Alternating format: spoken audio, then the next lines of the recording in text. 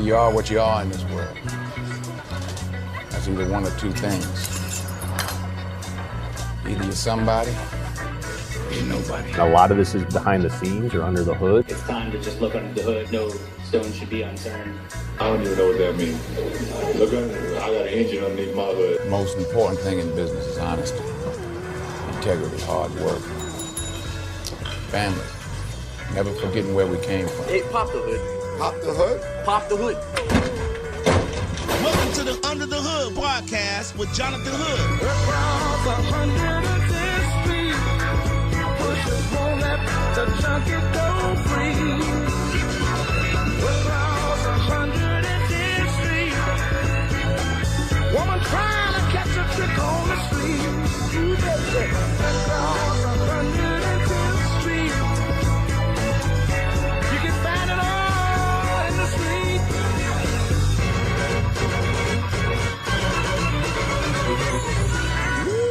Welcome to the Under the Hood podcast with me, Jonathan Hood, as we do our WrestleMania 34 preview.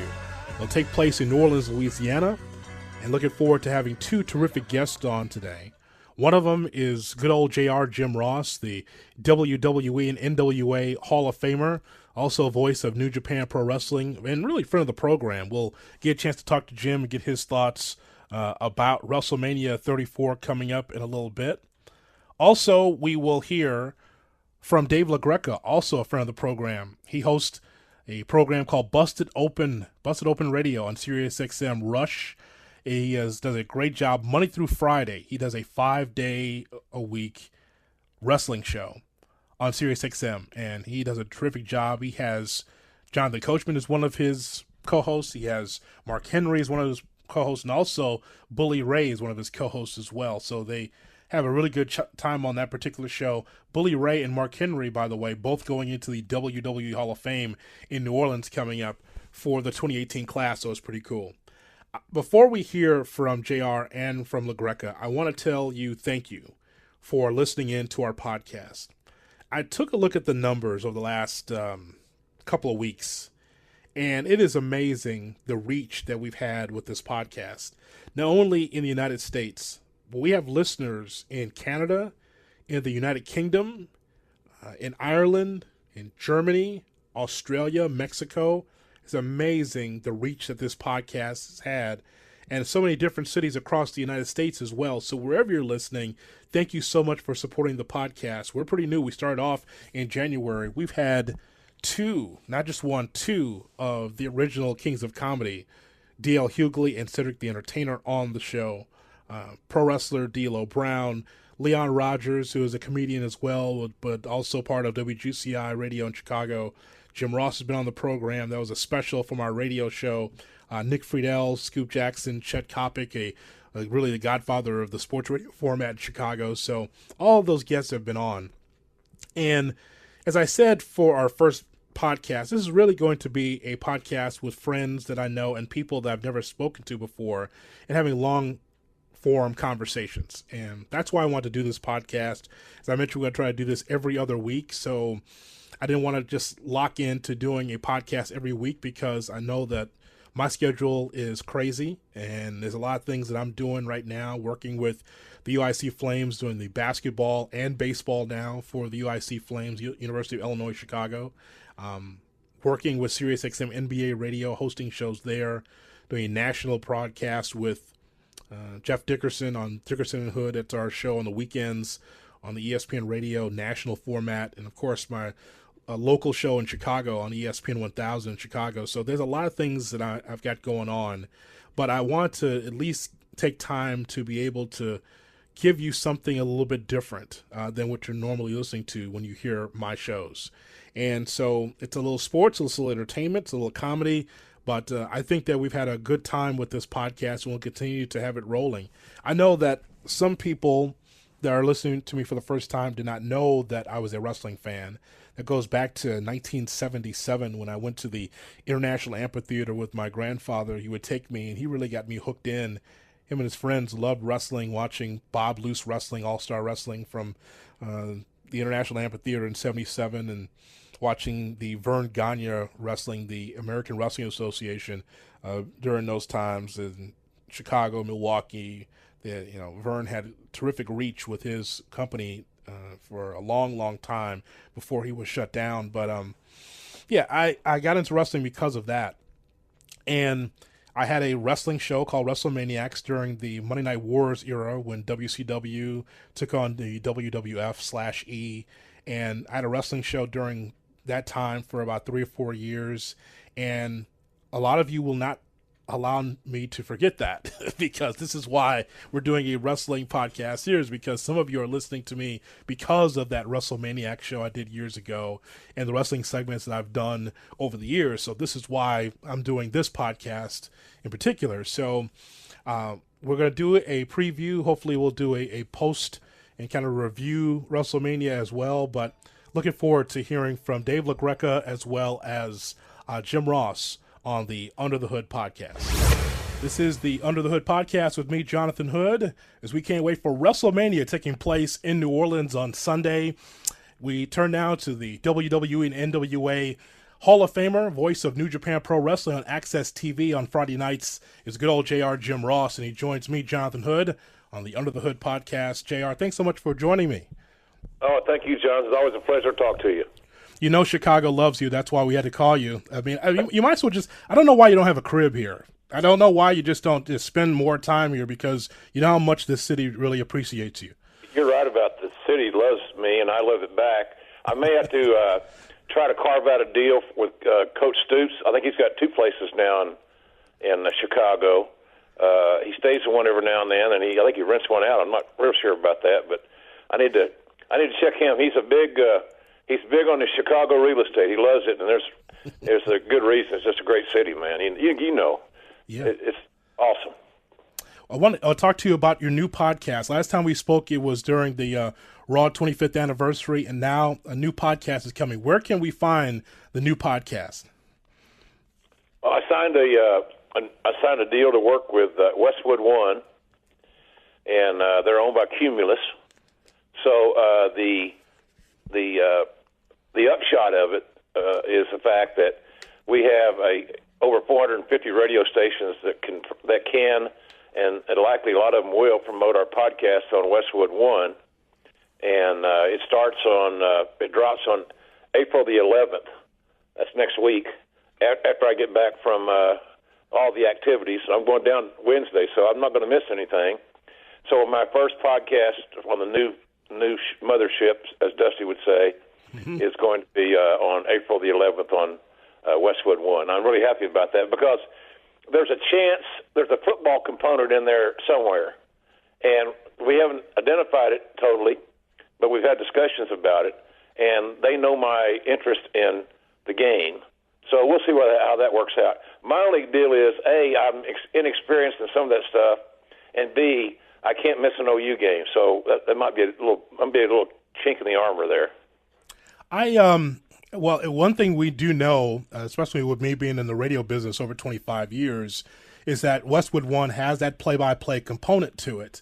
And as you've always said, just give me a monitor, I can call it. Just put a monitor in front of me, I'll call whatever you want. So can you tell us that there's going to be more with Westwood One that you'll work with beside the podcast? Well, we're talking about that. Okay, Jonathan, excuse me. It's on the table, and there's a lot of things on the table. We're talking several things that I'm interested in doing. I'd like to do a live monthly call-in show with some, obviously using their platform, and do it live and do it from LA and line up some cool people to be in the studio with me and take calls and really have a legitimate, real radio program about the crazy genre that I've been involved in for the last 40-plus years. So we're talking about a lot of ideas, but that's one of the reasons that I signed with Westwood One is the additional opportunities beyond the podcast. But we plan on making a podcast so it's going to sound different, it's going to feel different, and I think it should be a fun reconnect for all those folks that I did 200 and something shows at Podcast One.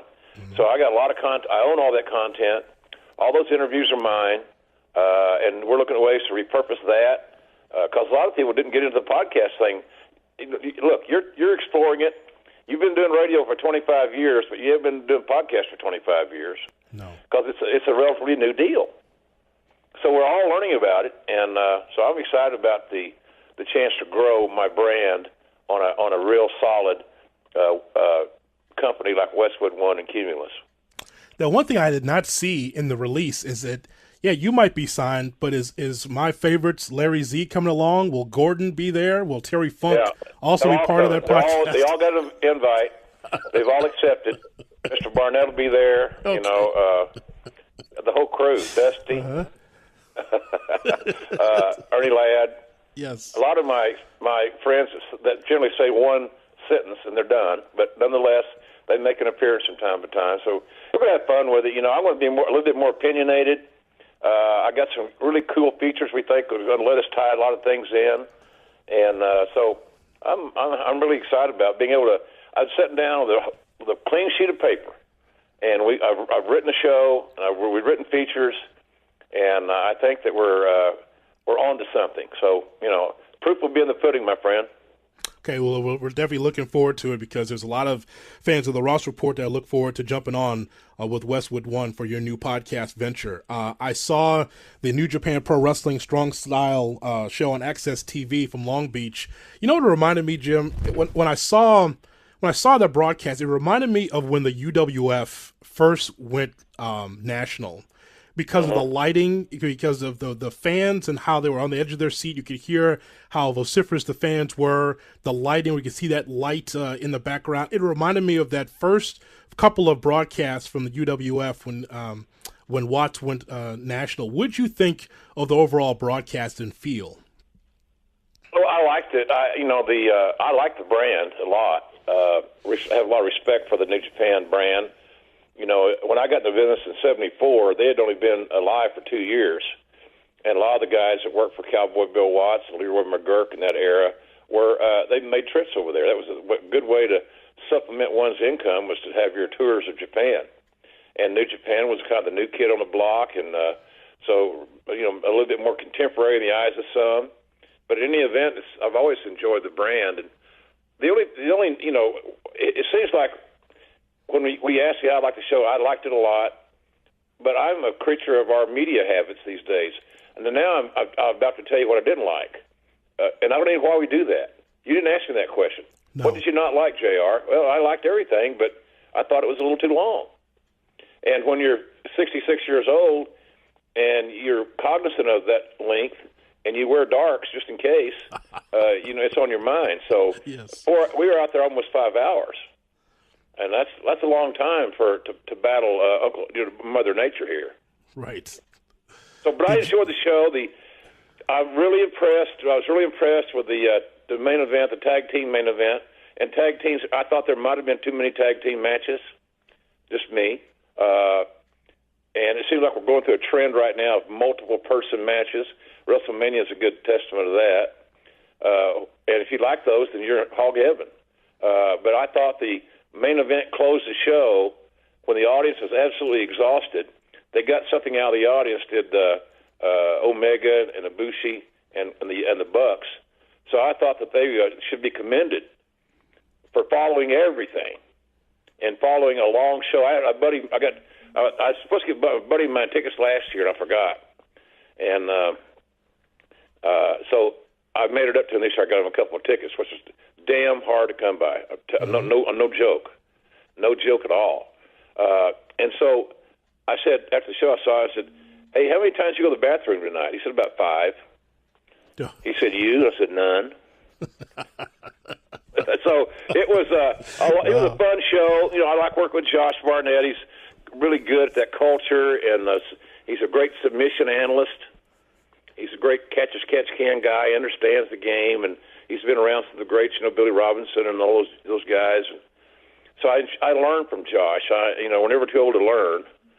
So, but I liked it. I thought it was a little bit long, and I got some what I felt was the criticism I got from my work was not unfair because it's just somebody's opinion, and I respect others' opinions. I didn't like the additional piling on telling me, maybe you'll have another stroke or something ridiculous like that. Mm-hmm. And then I had some people throw some things at me on Twitter that I didn't even need to see that, just was not good. So it kind of put a damper on it for me.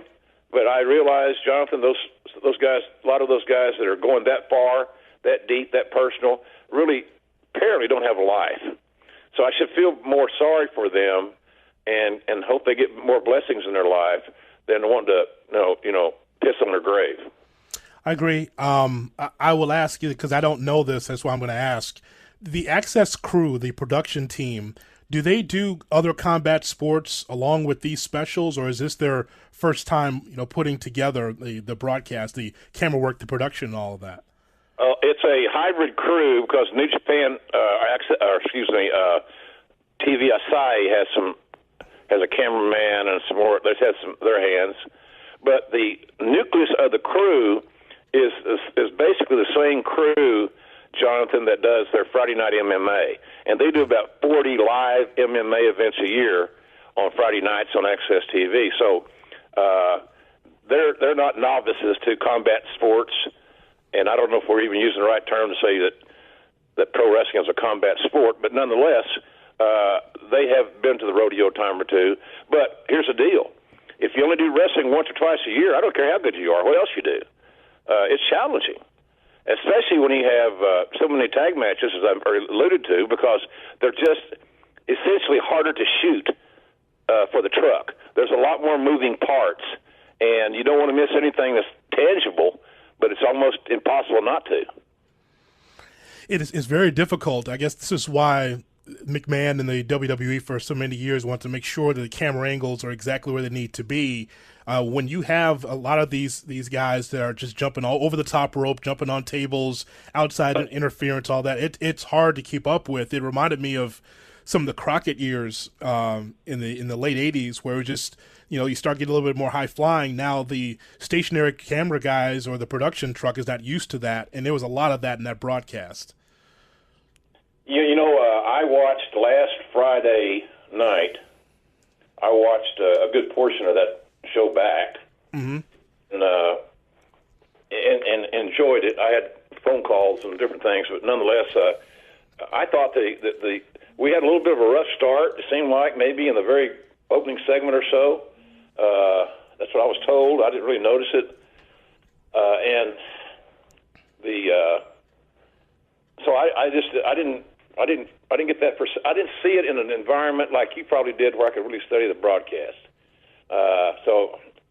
They're a pleasure for me to work with.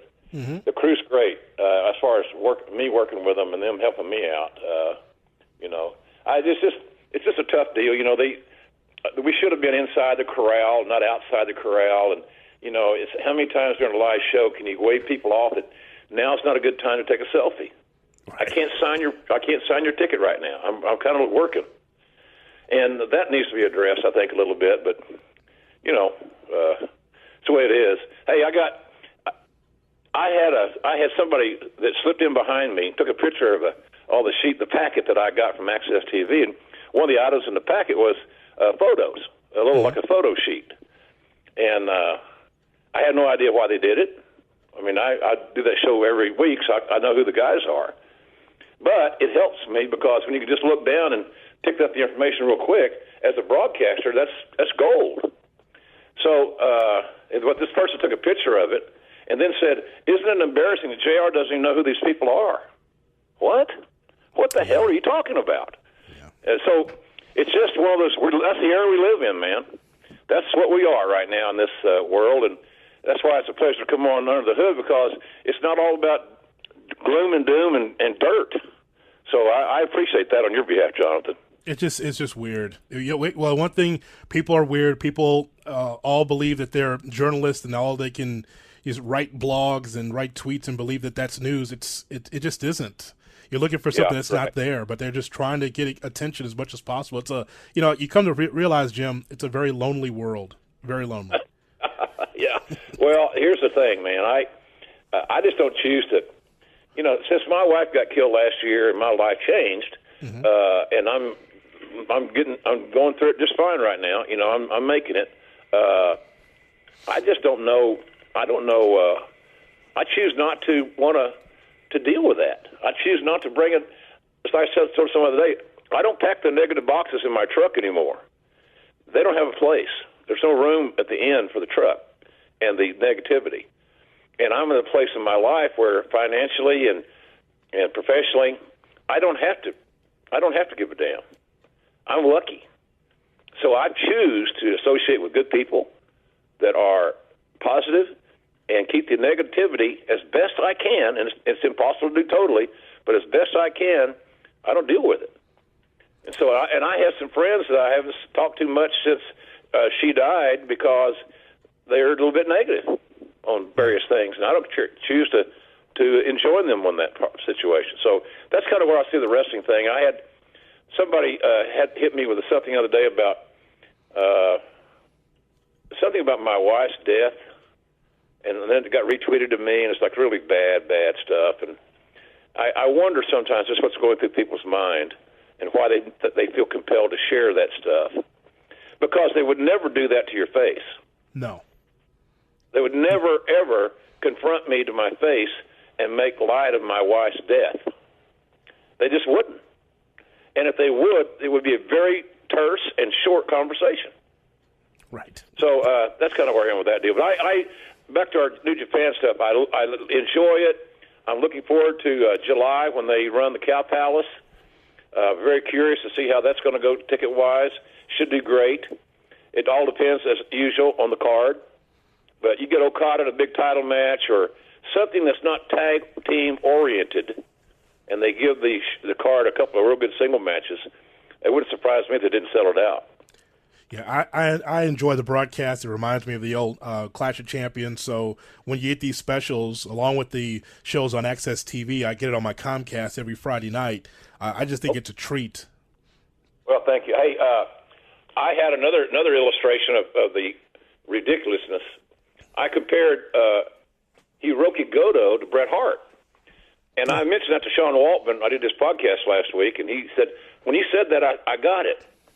But there were a lot of people that just went crazy. They thought that it was the most ridiculous thing and that, nobody knew who Bret Hart was. It's like, you got to be kidding me. Goto is an underappreciated guy, in my opinion. Yes. He's very, very fundamentally sound. He can wrestle or he can brawl. And he's very technically sound. That's what Bret was, all those things. And if you follow the game, you're going to know who Bret Hart is. I guarantee you there's not anybody in Chicago that don't know who the hell Dick Butkus is. Right. He's part of the community. He's part of the fabric of that city. And Bret Hart is a part of the fabric of the wrestling business.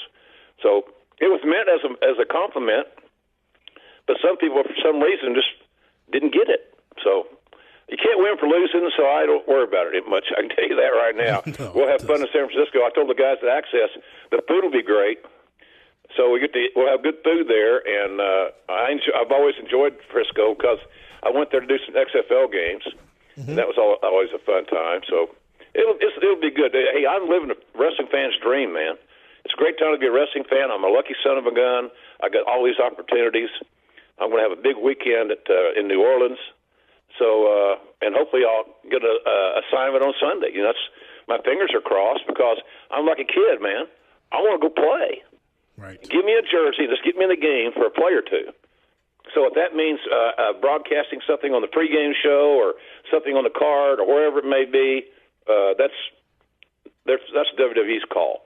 I will be there, and I'll, as the old timers say, Jonathan, I'll have my gear with me. Right. That's right. You got to have it in the trunk. Absolutely. Just in case. Yeah. You got to have that. I have one other thing before I ask you about WrestleMania regarding Cody Rhodes. I love Cody Rhodes because he's easy to dislike. He's got a great look. His wife is beautiful. He cheats to win. And I really enjoy watching. I think he's been tremendous as one of the pioneers now of this new kind of indie wrestling movement, I guess you can call it. New Japan movement, that's for sure. What do you think of his future and what he's been doing? Oh, I love the kid. Again, you're asking a guy that's a little bit biased because I've known him since he was a baby. Mm-hmm. Literally, seriously. And, his dad and I are close. we love to argue and fight with each other because he's a Texas fan, I'm an Oklahoma fan. But that was our deal, and so many things that remind me of Dusty to this very day. But Cody's got a great head on his shoulders. I hope that he's saving his money because he's obviously making a lot of it. And, Uncle Sam don't play. Mm-hmm. So when you get a 1099, pay your damn quarterlies. I'm not sure that he is. And you're right, his wife is beautiful. And they're a great couple. They're a great couple without a doubt. And he's one of the many of the guys that are taking a large part of their extemporaneous money, their new money, to being very serious with that. So, and that's in the form of merchandise. So I think that's just great. They're entrepreneurs, the Bucks, Omega, all those guys, the Bullet Club guys, in whatever form you want to look at it. They've taken it upon themselves, Jonathan, to maximize their time. We all know that the shelf life of a pro wrestler, especially with using today's style of taking an accelerated amount of bumps, is going to lessen their shelf life. It's inevitable. It's not a negative prophecy. It's not me being negative. It's being real. And so I just think that those kids are really doing a great job. They remind me of main event guys in the territory era that would come in and sit with a booker, who oftentimes was their opponent, and work out their program and have a say in everything that they did because they knew what they were good at and what they weren't as good at, and they tried to stick with their strengths. But this merchandising thing these kids have got that they're doing, and the fact they're running a big show there in Chicago, I think, what is it, September 1st? Yes. Somewhere in that neighborhood, is a cool deal. Mm-hmm. I'll bravo those guys. Black hats off to those kids because they're trying to be more than just show up and follow orders. They do that too, but they have a say in their direction, and I think that's really, really important for any wrestler today, no matter the company. And if people say you can't do that in WWE, I say, BS. Of course you can. Yeah, and so I appreciate what they're doing too, Jim. I think it's fun, and that Young Bucks main event that they were in, I'll be damned, Jim. Those Young Bucks, they slowed down for me to understand what the hell they were doing. How about that? They told a story. How about that? I told Matt, Matt of the Young Bucks, I said, I so much enjoyed since Wrestle Kingdom calling some of your matches even more because you have slowed the process down and you let me jump in the vehicle and ride along with you. Before, sometimes, to be honest with you, the vehicle was driving so fast, running so fast, I couldn't get a seat. Mm-hmm. So, in other words, I want to be able to make a better emotional investment, and they have allowed me to do that with the pace of the match and the story they're telling. As something as simplistic as Matt selling his back, and that story's been selling his back since the Young Bucks were fighting Yo and Show. That was the common denominator. I said something that simple. He said, "Well, we're going to do it tonight. The back's an issue tonight in that main event." So it's just simple stuff. They get it. They really get it, and they're good marketers. They're good merchandisers. The Young Bucks, well, in my view, and I've been so lucky, Jonathan, that I've called matches for some of the great tag teams in history. Lucky, just right place, right time. But they're Rock and Roll Express-like. They're Midnight Express-like. They're that good. And those guys are in rarefied air, those two Expresses. Arn and Tully. Who's better than Arn and Tully when they were a team on a regular basis? I don't know of anybody. But they rank in that whole conversation with all those guys. The Hardys, when the Hardys were young and healthy and, back in the TLC days. So I just think that they're great assets to our business. And I hope that somewhere down the road, if they choose to make their move, that they'll get their big run in WWE at some point because there's obviously money there to be made. They've already proven that they are ace marketers. I guarantee you one thing, Stone Cold proves to all those guys in the locker room that if you take ideas to the art people and the merchandise people, they damn sure are apt to use them. And he did that, and he was a huge source of his own money or income because he created some great designs that sold shirts. They're the same kind of, they're the same mold, and I'm really happy that I've got the chance to get to know them a little bit and call their matches. Jim, I'm looking forward to WrestleMania, as we always do this time of year, taking place in New Orleans. We'll talk about where you're going to be in New Orleans in just a moment, but it was a long drink of water, but I think we finally got there with Roman Reigns. I mean, it took a while, Jim, but watching Monday Night Raw last night and the way the crowds have been behind Roman Reigns, not the trolls, the 30% that's going to boo just because they want to boo, but for the most part, you're hearing the fans support Roman Reigns in this program against Brock Lesnar for the Universal title. I'm looking forward to it. How do you see the matchup? Physical, probably under 15 minutes. Maybe 20, under 20, 15 or 20, I'd say is the max. And I got no problem with that, by the way. But it will be physical and straightforward. And, I like most of the wrestling community, I assume it's Reigns' time. How many times can you be the bridesmaid and get close or seemingly be on that direction and then something happen? So, it has taken a long time. But, hey, look, I talked to him last year at WrestleMania because I signed with WWE on a Friday night in Orlando, and I was doing the last match of the show on Sunday night.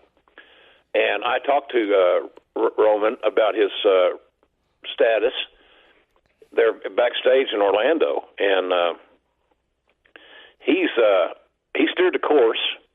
I like him a lot. I liked him when we signed him.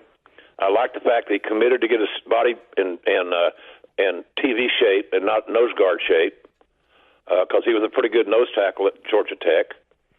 So I got no issues with it. I just think sometimes that stuff is overthought, and we make it as fans make things too complicated sometimes. And the whole deal is, if you don't like him, well, you don't have to watch, really. And if you do watch, you can keep your opinions to yourself unless you feel compelled to share with the world how much you dislike Roman Reigns. But I think he's a keeper. If I had a territory and I could pick from the WWE guys to start a territory and I had 10 picks, he'd damn sure be one of them. So I hope it works out fine. It's going to be interesting to see what kind of dynamic it's going to be in the arena when that match happens. It's going to be interesting to see what that match follows and what follows it.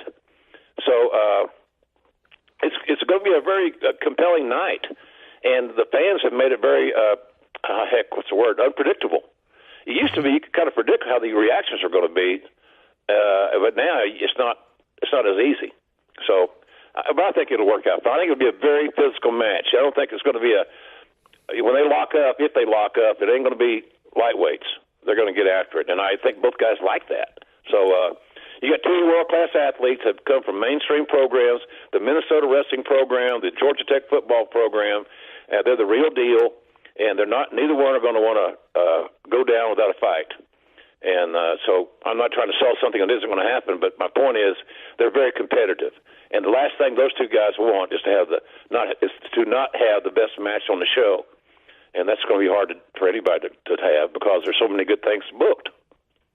Well, Jim, you mentioned earlier something that resonated with me, and that is that you have a lot of these multi-man matches, whether it's tag or, for instance, the Intercontinental title. I think Miz has been great, but he's in a multi-man match as well as Randy Orton. So this is a great opportunity for the match we just talked about with Roman Reigns and Brock Lesnar, and for AJ Styles and Shinsuke Nakamura, because it's one-on-one. One of those matches could really steal the show because there's so many moving parts in those three-man and three different tag teams in a matchup. The one-on-one still matters today in wrestling. So either one of those particular matches, I think, could steal the show. You're right, and my money would be probably leaning a little bit more on the Shinsuke Nakamura, AJ Styles matchup. I've called that match before for AXS TV. Mm-hmm. It's pretty amazing. I mean, and I say that, and I don't know why it's this way. When I came back from Wrestle Kingdom 9 and doing that show at ringside, I couldn't say enough good things about Shinsuke Nakamura, and I mentioned that to WWE very prominently, that I saw one of the most charismatic, unique talents that I'd seen in my career. And, and I talked to him, found out about his being a fan of Freddie Mercury and Michael Jackson, and they influenced his creative and his artistic style. He's a badass too. I mean, he's an MMA guy. He's trained. He's a killer. So, but we have not seen the best of Shinsuke Nakamura to date. I think that he had that great match with Sami Zayn on his debut, and they tore it up. I haven't felt compelled to say, well, that match with Shinsuke was one of the best I've ever seen. I've seen him in matches, I would say that. But I just think that he's either not comfortable or he's just getting there, that comfort level, not comfort zone. That's not good. So I think that match is going to be amazing. I really do. And whoever follows that's where you want to look at on the lineup sheet if you're a talent. Who's following Styles and Shinsuke? I wouldn't want it to be me because I think they'll kill it. Well, I want to ask you as someone, I want to put your booking hat on, your matchmaking hat, because when you're in the back and two talents or four talents come up to you and say, Jim, this is our matchup, and they say, okay, this is our finish, this is what we want to do. I mean, is it a possibility that Styles and Nakamura can go to someone in the back, a producer, and just say, we want to lay out the match this way, and it will remind you of a New Japan match? Would Vince bust a gasket if they say, hey, you know what, we just want to go a little bit above and beyond what we normally do? Because maybe that's what's missing with Nakamura. We don't see anything close to anything that you call on AXS TV with Nakamura, because it's kind of he's down in the low gear now. He's in low 2. He's not in drive as we saw so many times in New Japan. Can a talent come to you and say, you know what, we want to do it the way we did, Pensacola 81 or whatever it is, that the match that we have laid out? Could you do that? Could you accept that? Of course. Okay. The goal is, it's like what did Jim Morris Sr. say? The goal is to win the game. Well, that was Herm Edwards. Herm Edwards, yeah. The goal is to win the game. The goal is to entertain the audience. And whatever match that two individuals can best deliver to tell the story that the administration is desiring, i.e., they're going to put over. How they get to that destination is very subjective, and you want them to do what they think will get over to the crowd. So hell yeah, talents have been doing that with Vince for years. I mean, since I can ever remember, talents go to him and say, I got this idea, boss. I'd like to do this. What do you think of that? And he's stimulated by that kind of stuff. Because guys come with ideas, not just with an empty wagon. Because like my granny would say, you can't sell goods out of an empty wagon. Right. And so they bring their wagon of ideas, and Vince likes some of them he doesn't. But yeah, heck yeah, I would encourage any talent. Bill Watts said years ago that if you're a wrestler and you get booked and you come to your town that you're booked in, you should have 3 things figured out. You should know how to win, know how to lose, and know how to work a return. So the things you can do to protect yourself in losing, you need to have that game plan. The things you can do to squeak over and get a win, you need to have that game plan. And then if you're going to work a return, you're going to program this individual, then how do we address that? So always have those 3 ideas: win, lose, or return. And I think that's kind of the, you just learn it. It's just a process. But I think that of all the matches, this card Sunday, I just want to be where I can see things. Mm-hmm. I want to be where I want to see Asuka and Charlotte. I love that match. I think Rousey and Stephanie McMahon will have amazing chemistry and magic, because Stephanie's like her dad. She's a natural heel. I say that respectfully. She's cast beautifully. And the AJ Styles and Nakamura match we talked about, I haven't invested much, Jonathan, in the battle royals and the this and the that. So there's so much other things on there that, it's like going to a buffet. I'm kind of going to the protein side of the buffet before I hit the chocolate syrup. Right. Understandable. I completely understand that.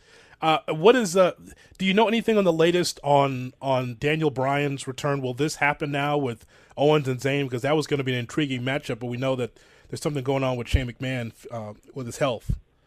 Yeah, I read a little bit about the health issues with Shane. I don't know what it's like. It's a sad part about things. What the hell are we supposed to believe? Mm-hmm. What are we supposed to believe regarding that? Ironically, if everybody you could talk to about Wrestlemania, I've actually had diverticulitis, and I've actually had an umbilical hernia. So I've had 2 surgeries for both those matters. So if if Shane is having those ailments, then he's got some work to do. Because there's just, depending how bad the diverticulitis is, for me, they removed 13 inches of my large intestine, so it's pretty bad. So I hope maybe it's exaggerated, but and somebody was even saying, well, he thinks he can work through it. Come on, are you kidding? Now our keyboard warriors out there in Twitter land are becoming doctors. Oh, he worked that. Yeah, right. Thank you, doctor. It's a crazy deal, but I don't know. The Daniel Bryan thing, I'm happy for him. I almost cried when he got his clearance. Mm-hmm. It probably means more to him than any other wrestler on the roster to be able to get cleared to work. I could see. I'd have a hard time believing that he's not the guy. That that's just Daniel. He's a lifer, and I'm so happy he's got cleared, and I'm glad that they, the fans might not be, but again, they're not doctors. That they were diligent and deliberate in doing all the checkups and the checkups, this, that, and the other. It's not something you can screw around with. And he's got a beautiful wife and a beautiful little baby girl. So he's obligated to them to be their provider. He's the man of the household. He's the patriarch here, this little new family. Mm-hmm. He can't be taking stupid chances to satisfy his own desire and risking things that could really be serious. His health. Hello. Right. So I'm saying that if they have waited this long and they have done all these checks and rechecks, I feel confident that he's good to go. There's no way in hell WWE would have ever returned him to the active roster and cleared him if he wasn't medically cleared by their battery of doctors. And I applaud that. Hey, this ain't an ACL deal, Jonathan. Right. This is brain, man. And we know where that's going. Where's the Dave Durson stories of the world? It's sad, man. Yeah, and we don't want to talk about that because it is sad. But anybody that's in a business like that, MMA, boxing, wrestling, football, and more, they got to start protecting themselves better and understanding what's ahead of them. So I think I'm happy for him. I really am. But and I'm sure they made the right decision. And I'm just tickled to death that he's going to be able to perform on Sunday. So it's a great story, and I hope it has a happy ending. That's all. Yeah, I was talking to D'Lo Brown about Dave Duerson a few weeks ago. Very happy for his son and his family trying to prevent the tackle football for young kids. They're trying to have a legislation passed in Illinois for that. And so, obviously with Duerson being a former Bear, we're keeping our eyes on this very much. We've had Chris Nowinski on the show before too, Jim. So the concussion issue is not going away anytime soon. No, it isn't. It's going to become much more prominent. Hey, if it's affecting states from having elementary football, if we're rethinking that whole process and getting the helmets and all the pads off these little kids, then it's making it has made an impact. Because I can only imagine what the pushback's going to be if you're siding with the people that want youth football monitored and amended. Because there's some states that piss everybody off, including the one I'm sitting in right now. Right. I don't agree with it, but the concussion things are a big deal. That's why I say I know that they went the extra mile, and that to me would not have always been the case in the wrestling business. And I don't know if it's been the case in a lot of other companies.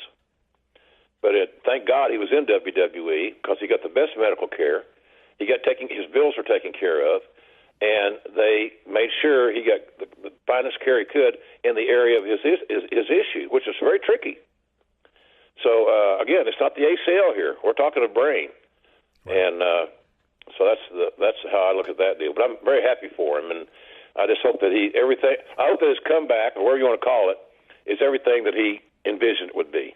He's a good guy, and good guys should win occasionally.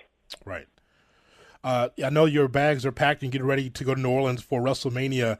I heard you before talk about this new concept you have for Slobber Knocker Sessions.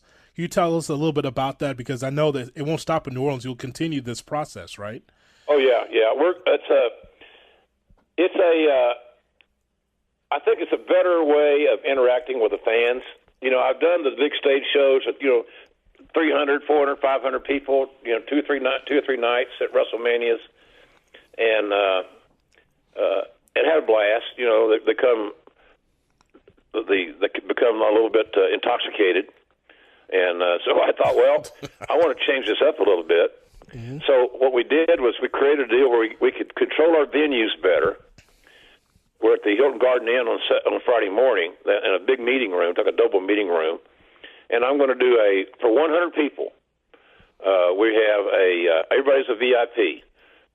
For your ticket price, you get a sign, a hardcover of my book, Slobber Knocker.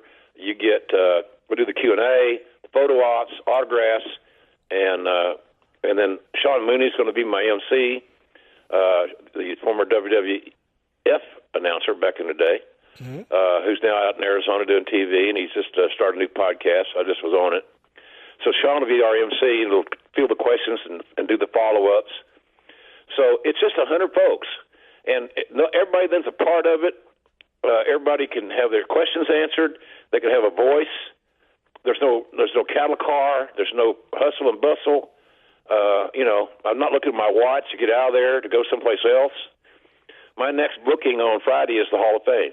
I'm going to attend.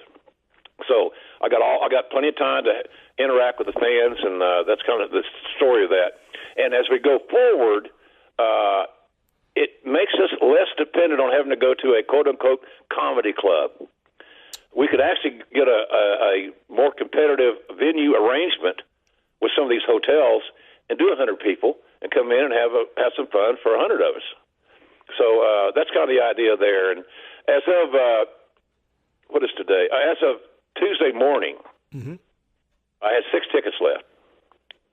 So it's not ticketfly.com is a ticket place, but and if we have any release or somebody didn't get theirs or whatever, I'll tweet it out. But right now there are 6 tickets officially left at ticketfly.com, so it looks like it's going to be a sellout and for 100 of us. So I think that's I could have done more tickets, but that number just seemed to fit, Jonathan. And again, it can't be a cattle call all the time. It can't be just about selling one more 8x10 or one more bag of jerky or whatever. It's just the experience is good. Because I tell you what, last year in Orlando, only a week after my wife was killed, maybe 10 days, my family, my wrestling fan family, saved my ass.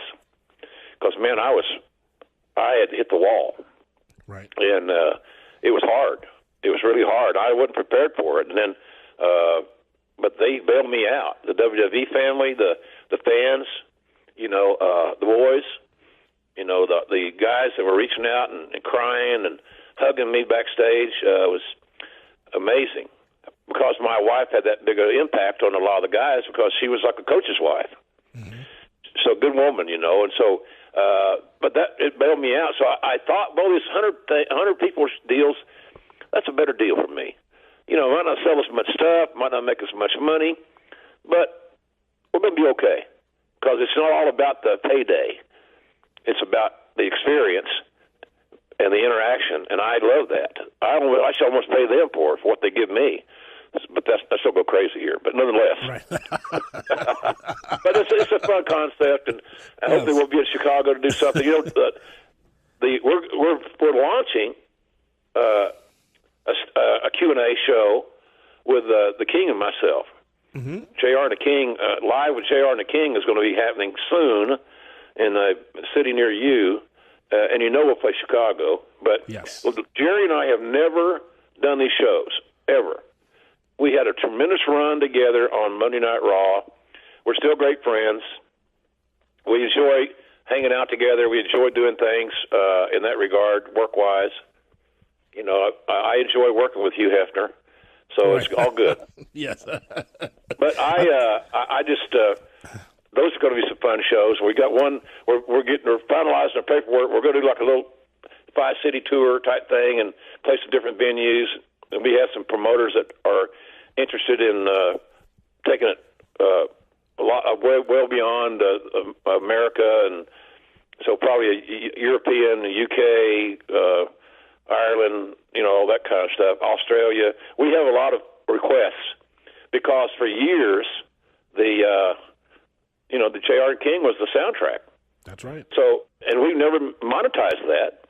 And our stories are hilarious. I mean, I told him one time, and I didn't know this is why he knew they had them. I said, you know, if they had those little cameras, we put them in our rental car on our trips when we were on the road, this would be some funny stuff, man. Right. Right. Well, you know, he always drove, and he always controlled the radio. I always read the sports page.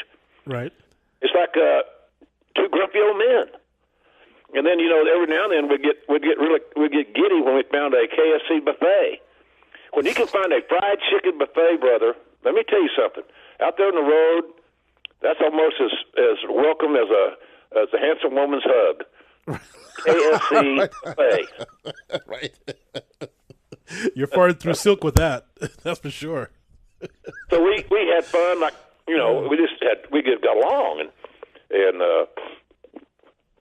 he's and we had great stories, and so we've been talking about doing this for a long time. And to be honest with you, when my wife was left us, that kind of woke my eyes up on some things that I've been saying. I'm going to do this. I'm going to do that. We're going to do this. And so I think I've said this in my podcast, Jonathan. You know, our tomorrows aren't guaranteed, and they're not. So so Jerry and I are going to do some of those shows, and we'll have some fun doing it, I think, and looking forward to that. So there'll be some nice news coming up soon.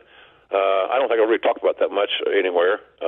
So you're getting a little bit of a scoop there on that deal. So we've got some cool shows and with Jerry, and then I'm just loving life. I'm alive.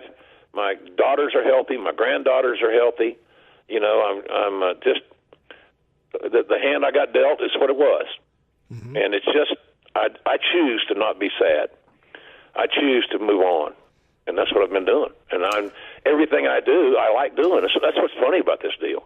I love the WrestleMania week and everything about it. I love going to L.A. and voicing over the New Japan shows. I love doing the live New Japan show. I wish I'd do once every quarter or something. But so I'm lucky. I'm like you. I do projects I like, and I think I'm pretty good at. Yeah, I learned that from you over the years, that I'm in a position in my career where I'm doing things that I enjoy doing and turning down things that I don't want to, because life is too short, man. I'm doing baseball. I never did baseball before, doing baseball for University of Illinois Chicago, along with basketball, doing NBA radio, ESPN radio nationally with Jeff Dickerson, my good friend, and doing shows in Chicago. So I'm doing projects that I want to do and that I enjoy doing. I love being a moving target. Yeah, man. And I live vicariously through you nowadays, because you're doing all those cool gigs, and I'm doing some cool gigs too, but I'm just not doing as many as you. I'm a little older, and so I'm not going to overload myself with this stuff. Hey, I got a huge year. We got to write our second book. Paul O'Brien and I, we're going to write a sequel to Slobberknocker, and because we'll pick it up after that WrestleMania with Austin and The Rock, and then move it forward and play it forward. So, you know, obviously my wife's accent will be included in that. So anyhow, I got a lot of things to do this year, and I'm looking forward to every damn one of them. Well, don't worry about the mules. Just load the wagon, Jim. Amen, brother. You got it. And never pass a KFC buffet. Just don't do it. All right, one last thing, and I appreciate your time. So the one thing that the audience that didn't see Mid-South, they could see it now on the WWE Network, which is great, to be able to relive what Bill Watts was putting together, which is just tremendous television. Boyd, when you were working your way into Mid-South, Boyd Pierce you'd come in every now and then. You'd be out there maybe once every couple episodes. You'd come back because there was a rotation. Yeah. Boyd Pierce said, we welcome now a man that works for ESPN doing the rodeo. It is Jim Ross. Did you work for the mothership? Did you call rodeo for ESPN? Yeah, Team Rodeo. Team Rodeo. You never talked about that before. Well, there's no reason. It was a little bit of a cluster. It was a good idea. They had these rodeo teams, and the Tulsa team actually drew well. They had some local cowboys, kind of quasi-famous guys. The media was very friendly to it, and we all know that if the media decides to commit and back a brand, it helps it obviously become much more successful. And they did that, but it just didn't have the legs elsewhere. But Bob Carpenter, you know Bob Carpenter? Absolutely, voice of the Nationals now. Yeah, he was the play-by-play guy of that triumphant. I did not know. And I've never heard him do any interviews about it either. So, we all had our little hats and played drugstore cowboy, and I was the guy that was behind the chutes interviewing these daredevils, bull riders, bronc riders, what have you.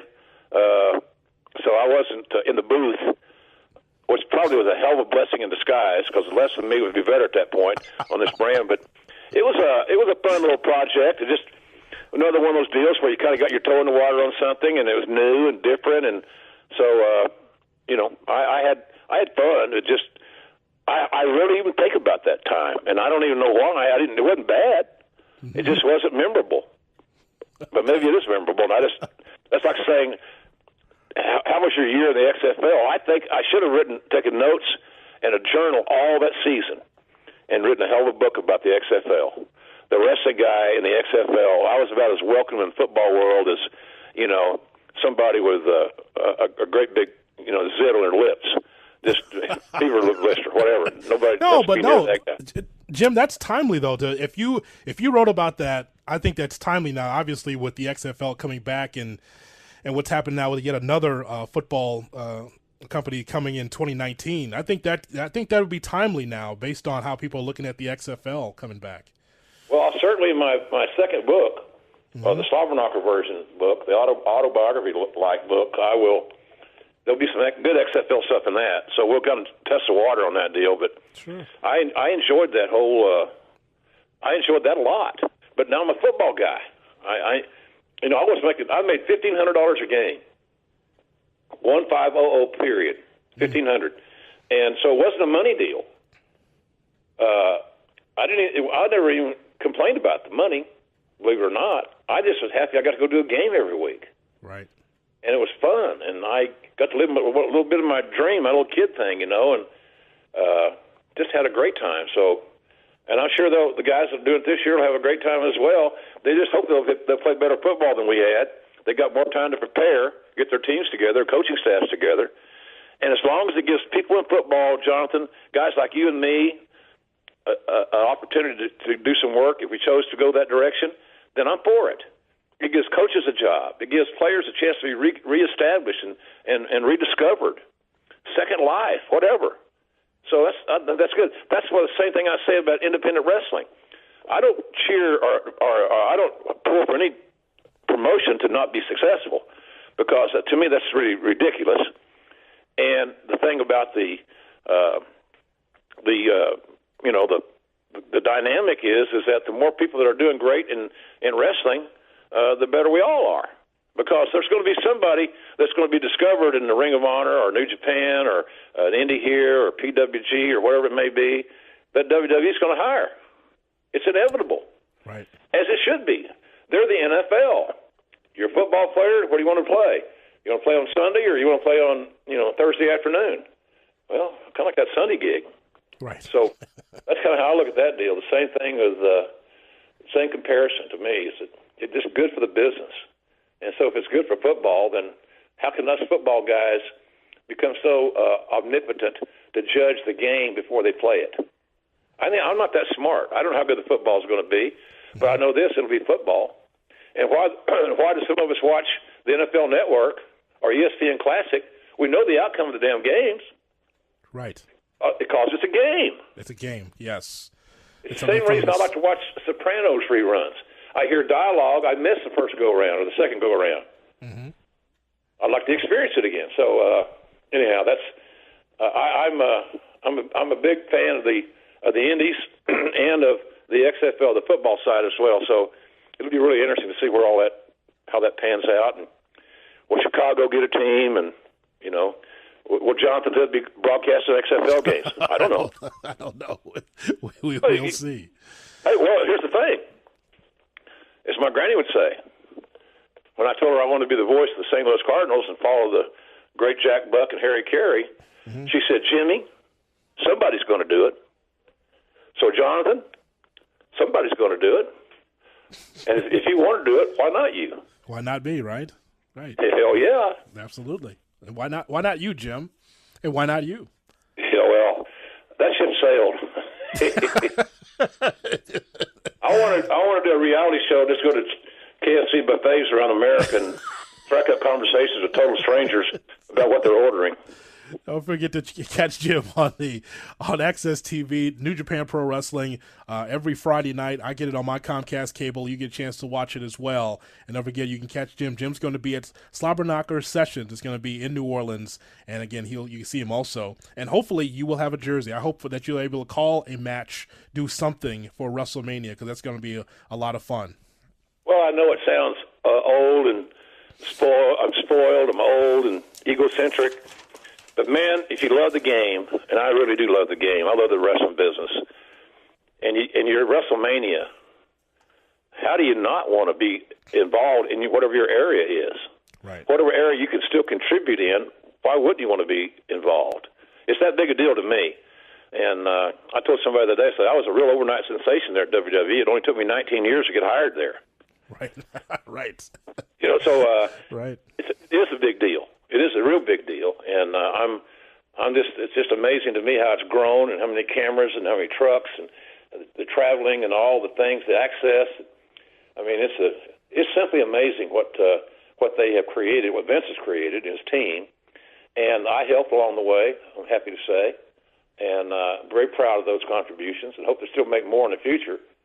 But, boy, I'll tell you, the wrestling world, somewhere along the way, they won't do it because they're afraid they'll alienate their fan base, which is kind of lame.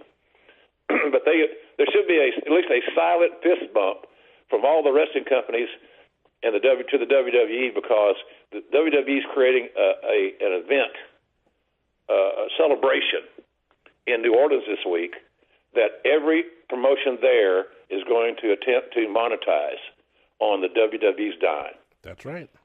And I got no issues with them doing that. I'm not lashing out at them. That's what entrepreneurs do. It's opportune, smart, timely marketing. But when they're bitching about the WWE, they shouldn't do it with their mouth full, because there's some of those groceries have been bought to the fans that came to WrestleMania to have the whole experience. But what brought them to New Orleans? WrestleMania. And along the way, they get to go see JR's show on Friday, or whatever. Paul Heyman's show. All these guys. A lot of good stuff going on. So I'm happy to be a part of it. But like you, I don't know whether they're going to pass out the jerseys, but like I told you earlier, I'm bringing my stuff. Right. So we'll see what happens. As always, Jim, we appreciate your time in Chicago. Thanks so much for coming on the show. You bet, buddy. Always. Appreciate you. You're listening to Under the Hood podcast with Jonathan Hood.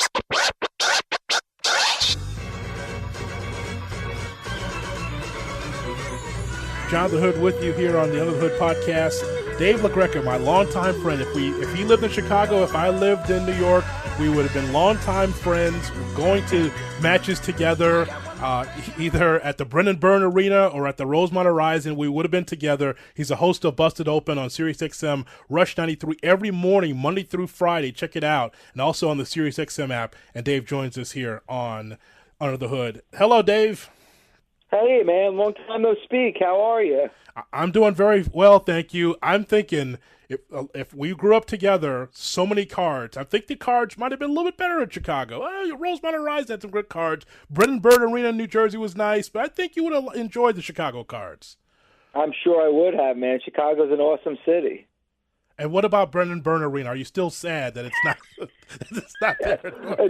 Jonathan, it's so funny you brought that up because I actually took the long way home from work today because I wanted to pass by the arena, and they're doing so much construction you can't even see the arena anymore, and I was getting depressed and I was getting sad. So I'm glad you brought that back up. I mean, I'm sorry about that. Sorry. The show has just taken off, Dave. I mean, here's where I'm so proud of you and I'm proud of the show, because as a lifelong wrestling fan like I am, for you to be involved in an angle, with the National Wrestling Alliance, that I was so proud to see the cameras in your studio, and there's the NWA champion talking smack to about Tommy Dreamer. How cool is that to be involved in an angle like you were? Because you're part of the package. Yeah, it was pretty cool. It was pretty surreal, especially Austin Idol being involved as well. Mm-hmm. And interviewing the two of them, and Austin Idol's like, a foot away from me. It's like, it's you get it. It's like a childhood dream come true. And to see how this show has grown over the last 2 or 3 years has been unbelievable. And I think we're going to have our biggest weekend ever, WrestleMania weekend. So I'm really excited about going to New Orleans. I mean, you are working with 2 Hall of Famers. That's not how it was supposed to go down. You weren't supposed to be working with 2 WWE Hall of Famers, but you are with Mark Henry and with Bully Ray. What's that like to be able to work with them every week on the show? Well, if you would have told me a year ago that we would have 2 Hall of Famers on the show, then I would have thought that my gig would be over and I'd be off the show. It would be 2 Hall of Famers hosted. It's people want to be involved with this show, and it's been fantastic. And I think the one thing that I pride myself on is just being a good person and having healthy relationships with people. And I think you and I are from that same cloth. I think you have that same mindset of just, not burning bridges, but building them. Mm-hmm. So I think my relationship with Mark, my relationship with Bully, and my relationship with Tommy Dreamer throughout the years really helped when it came to this part of their career. Now that Bully's career is winding down and Mark is obviously finished now with the WWE, now that they want to embark on something new, they want to get involved with this show now, and the show is so much better because of it. Yeah, I just think it's great that every day it's something special. It's not just about the WWE storylines. It's about the past. It's about the present. And you have that time to fill with it. So I just think it's such a fun show. And my God, you were able to hold the NWA championship. You held that in studio. What was that like? Did it feel the same as like when a Harley Race held it or a Tommy Wildfire Rich? It's funny because when the interview was over and we were finished, and I was walking him to the exit of the studio, Nick Aldis turned to me and goes, "I know you want to hold this." And he gave me the NWA championship, and I had like goosebumps. I'm like holding the NWA title, and I'm just yelling at somebody to take a picture with me holding on to the title. I was such a fanboy. I was excited and embarrassed all in the same time. But yeah, I mean, that's what it's all about. I mean, we grew up, that NWA championship meant everything. And now seeing what Billy Corgan's doing with the NWA and Dave Lagana, that they're trying to build this back up again, it's kind of cool to be able to give them that kind of attention to kind of help them, because I really do think that it's something that should have a spotlight on it. Dave, Nick Aldis believes in his character. As a matter of fact, it makes me think that it's not a character. Honestly, like listening to the interview that you did with him and just watching all these NWA videos. I remember when you started talking about this and having guests on about this. When I'm watching him, it's like an old school heel. He believes in his character. I think it's pretty strong. I don't know where it's going for the future, but for the present, as a traveling champion, I think Aldis is doing the right thing. Yeah, I think, first of all, I like what he does in the ring, and he is that person outside of the ring. I wasn't lying on the air when I said that there was a time when I approached him after a TNA show, and he completely blew me off. And Billy Corgan had somewhat of the same story, and Tommy had somewhat of the same story. That he is definitely somebody that thinks a lot of himself, and he doesn't really care about people's opinions about him, but he's a damn good wrestler, and I think he's been a good representation of the NWA. Yeah, it's Rush 93 on SiriusXM. You got to check out Busted Open Radio. I've been a big fan of it for a long time when it was just a couple of days in a week. It's 5 days a week. Yeah, man, now you've been a supporter since day one, Jonathan. I've always valued your support, and I appreciate it. Absolutely. I always love the show, still love the show that it's 5 days a week now, and now you're getting even extra analysis. It's like football, basketball, any of the mainstream sports now because you have an analyst in the booth with you, which I just think it's tremendous because Bully is great, Mark Henry, and then, the coach is there too. But otherwise, it's a really terrific. Yeah, the coach is there too. Yeah, the coach is there too. It's nice to hear from the guy from Kansas. But I'm telling you right now that it's a great show despite the coach being there for sure. It's so funny, bro. I was listening to Bruce Pritchard's podcast, and they actually gave a little shout out to the show. And they're like, oh, yeah, you got Hall of Famers, you got Bully Ray, and you got Mark Henry. And then they're like, oh, and you got Coach to kind of balance things out. That's a shame. I bust Coach's balls, but I'll tell you this. You know what? It's a solid booth now at Raw because, he's got his part to play as an analyst. I don't know if it's heel or face. I really don't really care. I just think that the analysis in the Raw booth is solid. I think Coach has solidified that. I think he's not a guy. He's not a punching bag. I know that for sure. He's going to give his opinion, gets in and out, and I think it's pretty clean. That's a professional broadcaster there. Yeah, I mean, Coach has said this on the air. Vince McMahon doesn't want characters behind the microphone. He wants commentators. So he really wants, Cole and Coachman and Corey Graves to call it like, what we grew up on. That I think Vince McMahon wants more of that than what we were getting, the last 10 to 15 years.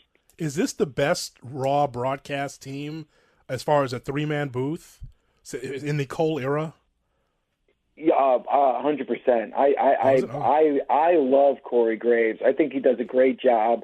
I think Cole is the glue that holds it all together, and I'm a big fan of Coach. So I think so. I think this is the best three-man booth that they've had.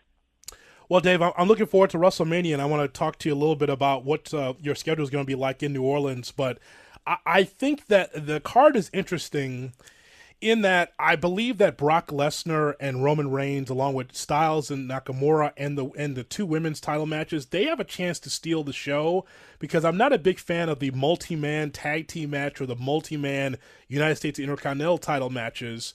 But I think that the one-on-one matchups have a chance to really steal the show. How do you look at the card from top to bottom?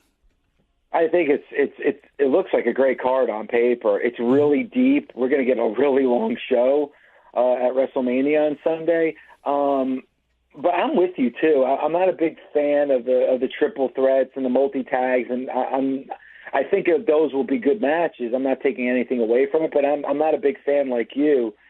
But you look at AJ and Nakamura, you look at Asuka and Charlotte, and like you said, even like a Roman Reigns and Brock Lesnar, there's a lot of potential here. It's really difficult to really point at one match and say this match is going to steal the show. Because as much as AJ and Nakamura can be that match, Bully said it on the air, and I kind of agree. There's not a lot of emotion tied to that matchup. Like I think it's going to be a really good wrestling match, but I don't know if you're going to be emotionally involved in that match like you're going to be with Asuka and Charlotte or with Roman and Brock Lesnar. So it's hard to really see when you look at that card what match could really steal the show. See, I don't know where AJ. Here's the thing that's weird about the world title situation. I think this has been brought up on your show before. This is the Styles time as a world champion, Dave. It reminds me of CM Punk early, where it's like, yes, you're the champion, but yeah, we're not going to put you in the main event. We'll put you in the middle of the card. We'll put you in the beginning of the card. I look forward to seeing exactly where Styles and Nakamura is on this card, because if they go to an agent and they say, we're going to do what we did in Japan 2013, whatever, how much time we have? 20 minutes, 25 minutes? Okay, well, that's the match we're laying out. And they lay out one of those New Japan-like matches. Not because if you lay out a New Japan-like match, maybe we finally get the best out of Nakamura. We have not seen the best of him. I don't know who this character is, but it is a lesser version of the guy from Japan. But I think a New Japan style matchup, the one that they had a few years ago, if they can do that in the time that they have allotted, that could be the match. But I don't know where it's going to be on the card, though.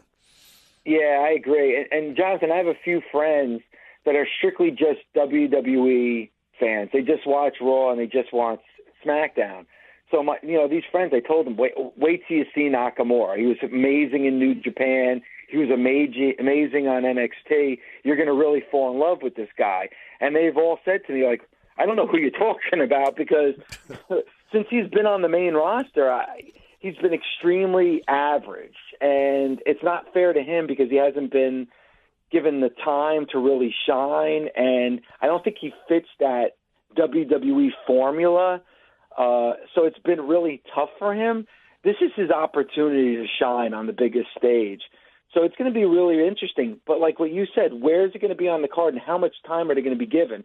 Because if this is a 13, 15-minute match, that's not enough time to really show what Nakamura can do. And Jonathan, you are so right. I didn't even think of that. And you're so right. AJ is very similar to CM Punk, where everyone knows he's the best.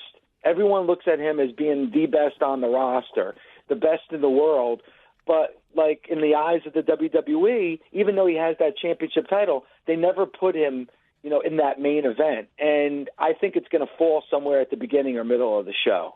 That's too bad. I mean, he's the world champion. Yeah. But yet it shows that Vince believes in the drawing power of Brock Lesnar, which I understand. I totally get it. But to bury AJ Styles as just some mid-card guy that's holding your world championship, I just think that's not right, because the best working match could be AJ Styles and Nakamura, but we'll see. We'll see how that goes. I thought Raw was in – where was Raw last night? Is it Atlanta? It was in Atlanta, yeah. It was Atlanta, so which is an interesting I found the crowd interesting in Atlanta because, as we have talked about in the past, in some places in the South, the WWE does not resonate, where you're wondering where the crowd is, how come it's so light, how come they're so quiet.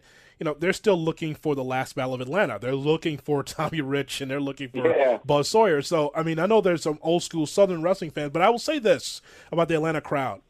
They came to life for Roman Reigns, and it was a long drink of water. It was a long walk for a drink of water, but I think finally we're going to get to where the majority of the crowd is going to accept Roman Reigns, because if Reigns is over in Atlanta the way he was last night, where the story's been told, hey, this Universal Champion's he's just a part-time guy, and he's like John Cena, and look at me, I'm here for you every night. I think finally he has been able to gravitate to the crowd, where I think he can finally get over with the majority of the crowd if he wins the Universal title at WrestleMania. I'm a Roman Reigns fan. I really like Roman.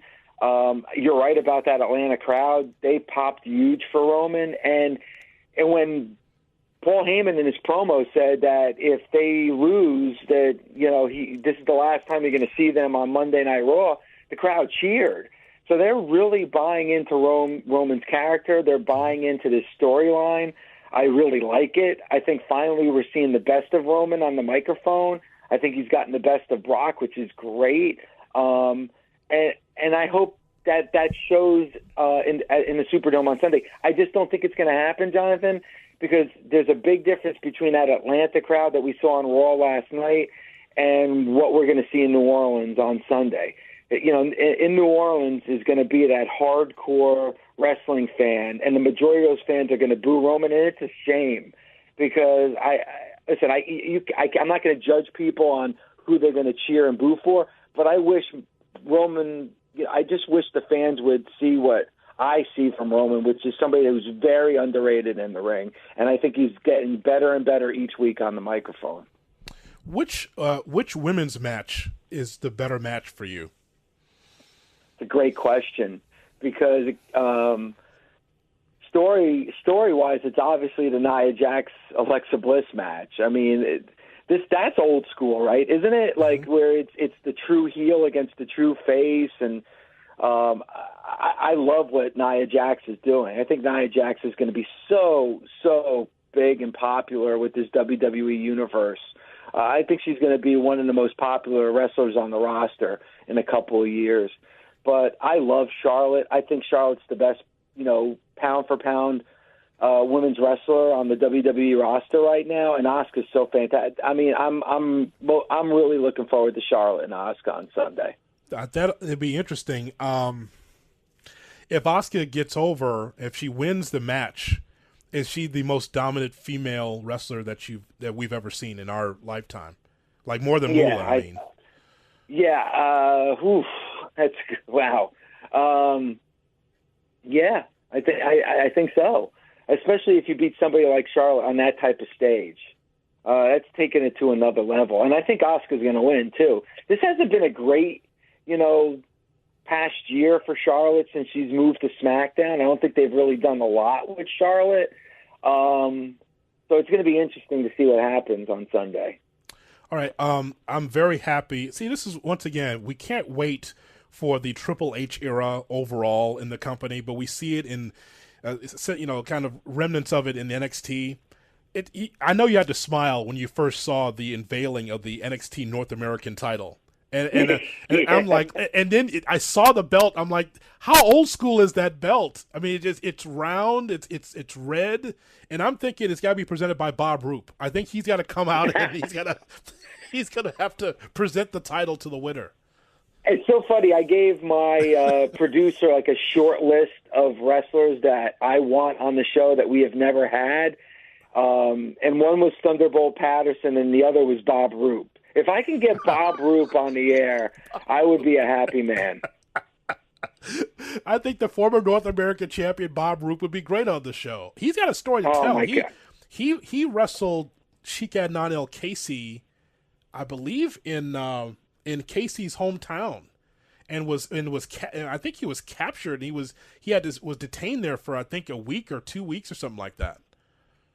Really? Do you know that story? Yeah. No. Yeah. So yeah, he apparently there's a long story about how he and Sheik Adnan El Casey had a matchup, and apparently because he was the lone American, they kept him and detained him for like a week or two because of that match or something like that. Something along those lines. It's interesting. I've never heard that story before. That's crazy. Yeah.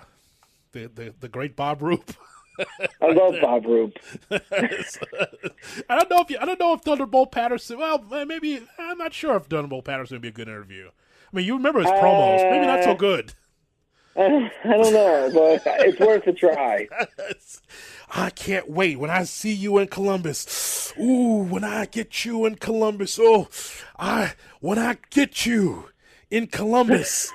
Ooh, Ole Anderson. I can't wait. I can't even say it.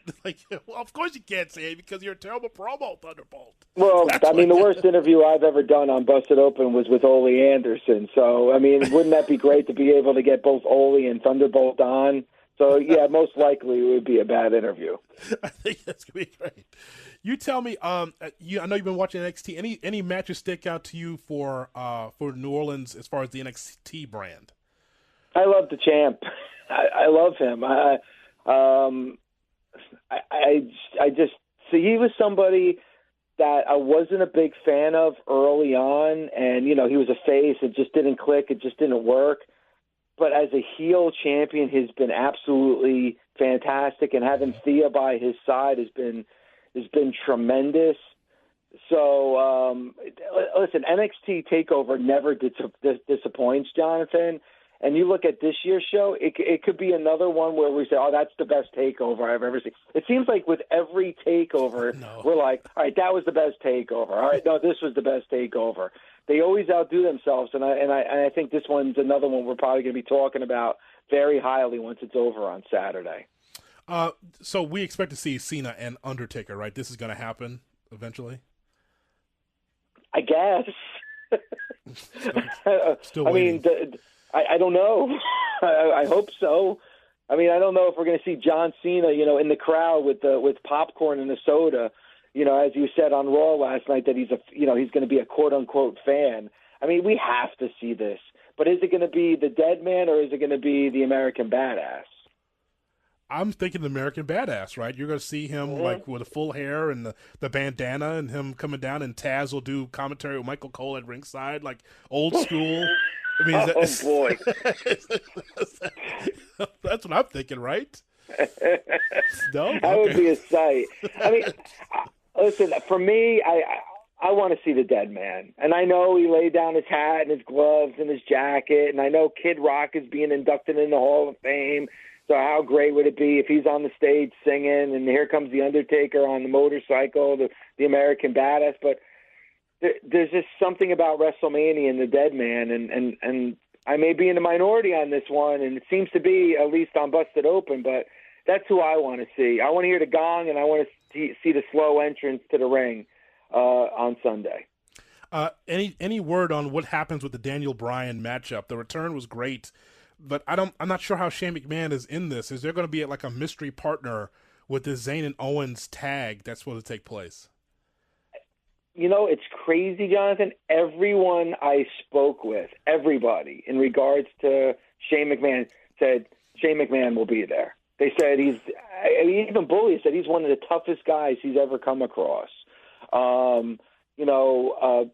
Mark Henry said if he was just a wrestler and didn't go a different route, he would be one of the biggest superstars. Like, everybody I talk to says how tough Shane McMahon is and would be shocked if he's not there at WrestleMania.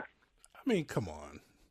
I mean, unless it's not as serious as has been reported. Now, I go to you because now you've become you're a fan, but you're also an insider because you can look at the phones of a Bully Ray or a Jonathan Coachman and get the information out to the Bustin' Open Nation. You could find out stuff now. Is it not as serious? Why would there be a picture of him and his kids at a hospital? JR had the same thing that Shane McMahon had. I saw the same thing, but like they said with the hernia, there's ways to work through it. The diverticulitis, if it's caught in time, a surgery is not needed. It can be helped with antibiotics and medication. I don't know. Like I don't know if that's the route that is going to happen. They've been very, very hush hush when it comes to Shane McMahon. But from everyone I talked to, they said they would be shocked if he's not there in the ring with Daniel Bryan on Sunday. But like you said, you hear diverticulitis, you're like, well, we had a doctor on the air that said if he's got diverticulitis, his career is most likely over. So this is, but again, like you said, the people that I talked to said he's so tough, they would be shocked if he's not there. That's amazing. That is just amazing. I get anything for WrestleMania, I guess.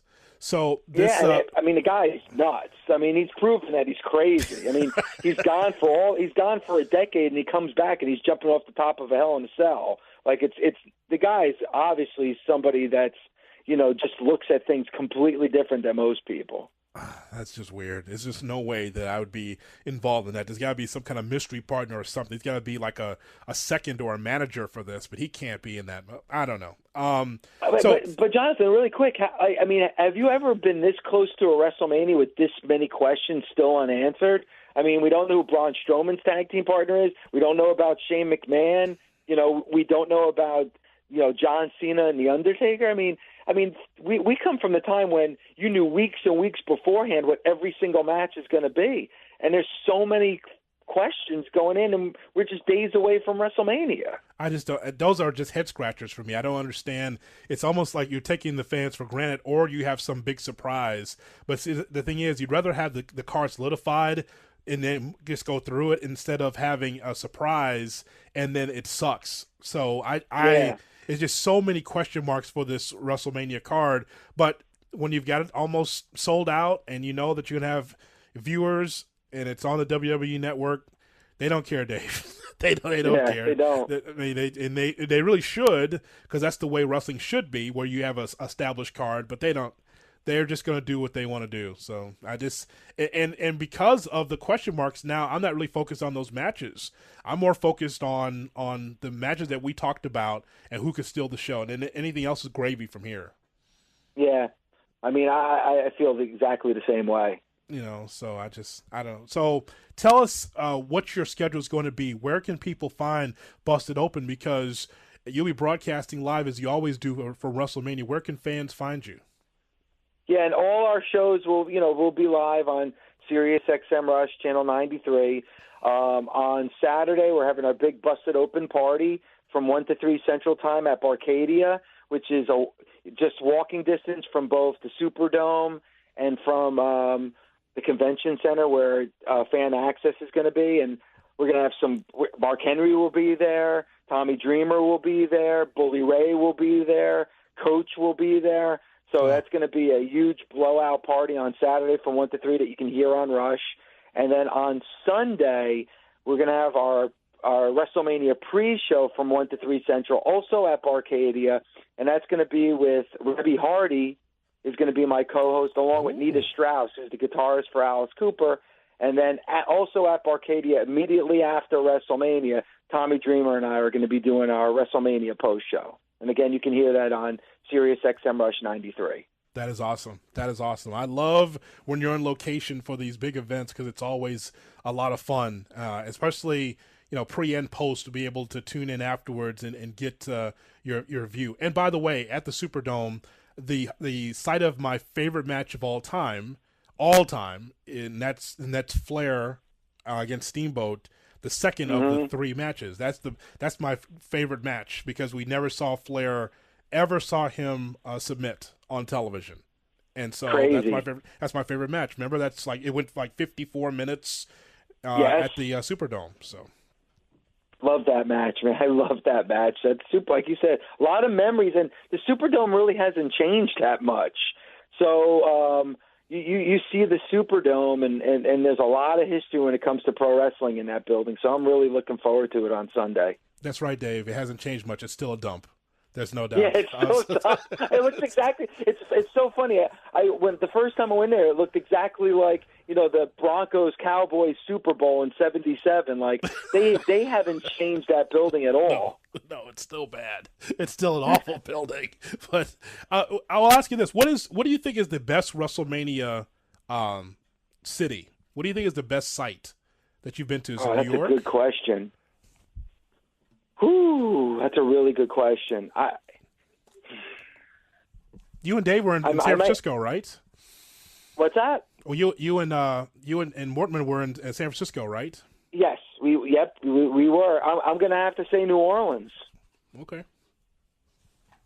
Well, what about New York? New York's coming up. Was that good? Was that a good experience or no? New Orleans is better. New Orleans is, first of all, the weather's good. You're walking distance from everything. Mm-hmm. You go to MetLife Stadium next year, and hopefully I'll see it. I mean, you're going to come out? Are we going to hang? When are we going to hang out? Is there WrestleMania coming to Chicago? I'll be there. The Old Horizon? My God, 18,000 again. Great. No, you go to MetLife Stadium, it's not like you're going to be able to walk to New York City. I mean, there's nothing but swampland around MetLife Stadium. So unless you want to go to TGI Fridays or a Houlihan's, you're kind of out of luck. So I think New Orleans is probably the best city for a WrestleMania. Dave LaGreca, last question. I appreciate your time as always. Who is left off of the Hall of Fame for the WWE? We start with the Midnight Express, right? Yes. Okay, and Jim Cornette. Yes, with Midnight Express with Jim Cornette. Definitely needs to go in. I'm surprised that they haven't gotten in yet, especially since we've seen the Rock and Roll Express go in. Probably would have been perfect in New Orleans because they would spend time in Mid-South, but whatever. Yeah. It would have been perfect there. That doesn't work in New York for them to be in New York, but that's whatever. If it's next year, that's kind of weird, but okay. So it what else? Been perfect. This year would have been perfect. They really dropped the ball on that. Absolutely, because they don't have the history in New York that they have in Louisiana. Okay. Is there heat between Ivan Koloff, the late Ivan Koloff, and the McMahon family? Because we've talked for years that Koloff should be in the Hall of Fame.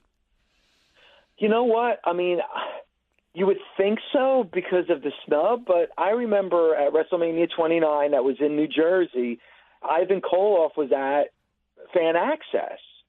So when I saw him at Fan Access signing autographs, I was like, all right, this guy's must be, if not this year, he must be getting into Hall of Fame sometime soon, and it's never happened. I can't give you an answer on that. I don't know. I mean, that is a major, major snub. That is That is like monumental. I mean, he beat Bruno for the title, for crying out loud. He needs to be in the Hall of Fame. Who else is missing that deserves the opportunity? Because there's a lot of I think there's a lot of wrestlers that have been skipped over the years. Like a Kamala deserves an opportunity, but I think he burned the bridge definitely there. deserves to be in the Hall of Fame. Yeah. To me, Bruiser Brody. I mean, I would love to see Bruiser Brody go in, especially if Abdul the Butcher is in and Carlos Colon is in, Stan Hansen is in. Bruiser Brody needs to be in. And what about Bob Roop? He's in our Hall of Fame, Jonathan. The great Bob Roop. That's, Under the Hood. He's in the Under the Hood Hall of Fame. I don't know about the WWE Hall of Fame, but he's in our Hall of Fame. Okay, well, I think that as an Olympian, Bob Roop deserves an opportunity. If Kurt Angle's there, come on, give Bob Roop an opportunity. It'd be a good speech from Bob Roop. I think we got to get him in. Let's put the movement in for the former North American champion, Bob Roop. Sure. Well, I'm glad you spent some time. I know that you're going to have fun in New Orleans, as you always do, for Wrestlemania. And again, Busted Open, SiriusXM, Rush 93, Monday through Friday, and catch again over the weekend the coverage of Wrestlemania. Nobody does it like Busted Open. Dave, as always, I appreciated your time in Chicago. Thanks so much for coming on. Thanks, Jonathan. I really appreciate it, man. Thank you. Thank you, brother. Oh, always a pleasure, man. I love coming on. Thank you so much. Absolutely. Always a lot of fun, man. And you guys are killing it. It is terrific radio, Dave. You're just doing the show. You don't hear it. It's really good. It's really thanks, Jonathan. That means a lot coming from you. I appreciate that. I'm just a Mark fan. I don't know anything. I just know I enjoy it. I know what I like, and I like you. Oh, thanks, Jonathan, man. Thank you very much, man. All right, man. Have fun in New Orleans. All right, brother. I'll be thinking about you. All right, Bob Roop. Yeah, I'll talk to you later. All right, bye. All right, bye-bye. Our thanks to good old JR Jim Ross and also Dave LaGreca for being with us from SiriusXM Rush. Great WrestleMania preview with the two.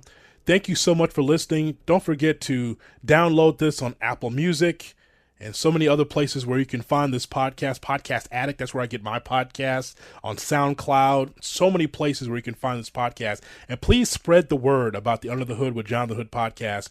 And I appreciate everybody listening to the show. If you're on Apple Music, leave 5 stars and a review, please.